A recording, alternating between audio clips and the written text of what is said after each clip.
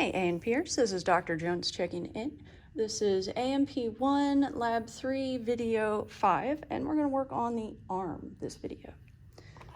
So I'm starting at the top of page 27 with, okay, there it goes.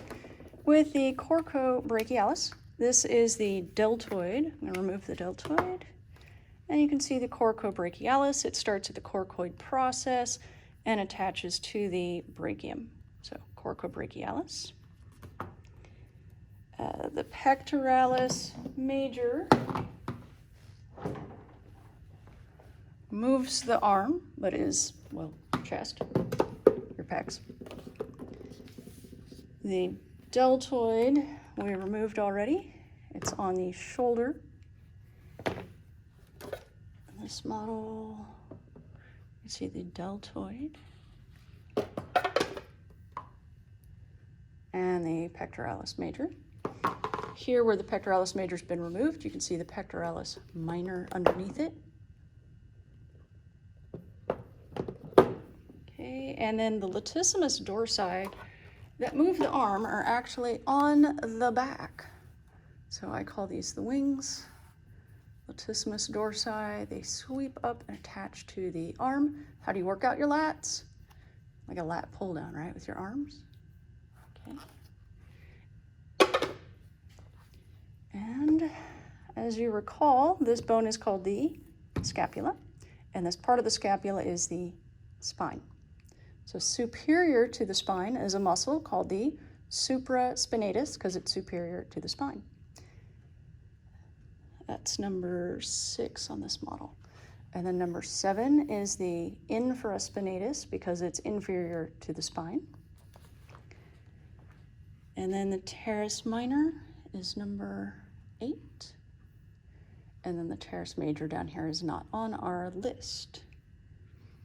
Under the scapula is the subscapularis, number 5. So these 4 with asterisks, supraspinatus, infraspinatus, teres minor, subscapularis.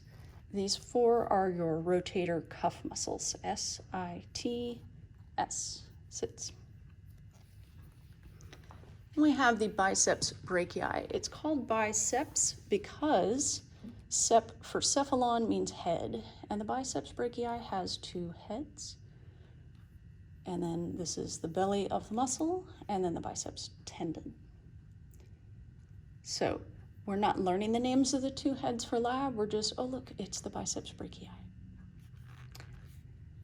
Now, lateral to the biceps brachii is the brachialis. This is usually one of the low scoring questions on the test because there's not a great shot of it in your book. But it is deep to the biceps and laterally it's superficial. So brachialis, biceps brachii. Triceps brachii has 3 heads, so 16 and 17 and 18. This is all triceps brachii.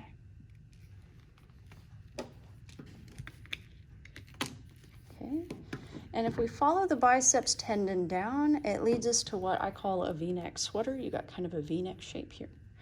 So I always start with the V-neck on when I do the forearm and then tend to go around in a circle, which is not the order they are in your book.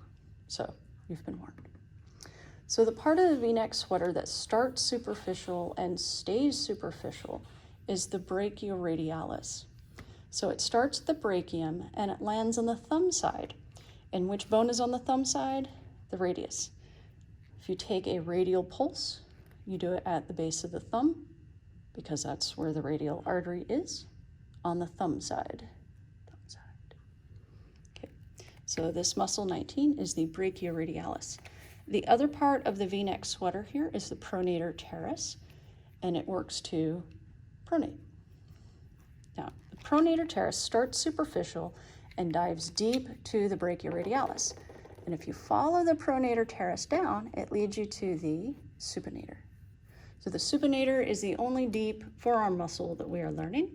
The supinator acts to supinate. The pronator acts to pronate. Pronator teres, supinator. So all of the anterior forearm muscles are flexors because they flex your wrist.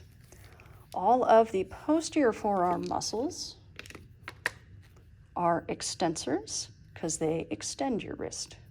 Extensors, flexors. So anterior flexors, posterior extensors. The bracelet on the anterior wrist is the flexor retinaculum. There it goes. The bracelet on the posterior wrist is the extensor retinaculum. Now it just doesn't want to stay attached. Yeah, we did all this. Okay. Okay, so now we're going to go around the forearm. We're going to start with the Brachioradialis. It starts superficial and stays superficial. The other part of the V-neck sweater is the Pronator Teres. It starts superficial, dives deep to the Brachioradialis, leads to the Supinator. So, Pronator Teres, next to that, and this is anterior forearm. So this is the flexor, and it's got the word carpi in it. Carpi means wrist because we're crossing the wrist. And it's on the thumb side, and the bone on the thumb side is the radius. So this is the flexor carpi radialis. Next to that is the Palmaris Longus. The Palmaris Longus tendon is the only one that runs superficial to the flexor retinaculum. Palmaris Longus.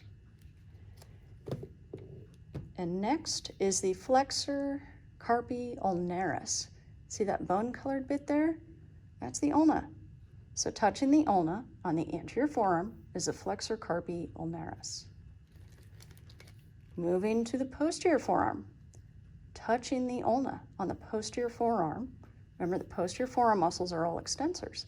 So this is the extensor carpi ulnaris. So the two muscles touching the ulna, flexor carpi ulnaris, extensor carpi ulnaris.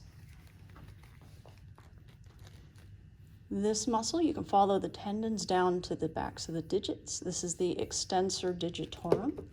And you can find your own Extensor Digitorum. So put your fingers on your posterior forearm and extend your digits. Feel that? Neat, right? Your body's been doing this the whole time and you had no idea. So this is your Extensor Digitorum muscle. And here we have the Extensor carpi. Oh, we're going backwards. Extensor carpi ulnaris, we already did. Extensor Digitorum, and skipping these, skipping that. And then we're back right next to the Brachioradialis. And this muscle is longer, and it has a longer name. So this is the Extensor carpi radialis longus. Okay, and that's the arm. We will come back on our next video with the leg. This has been A&P 1, Lab 3, Video 5. The education must go on. Dr. J out.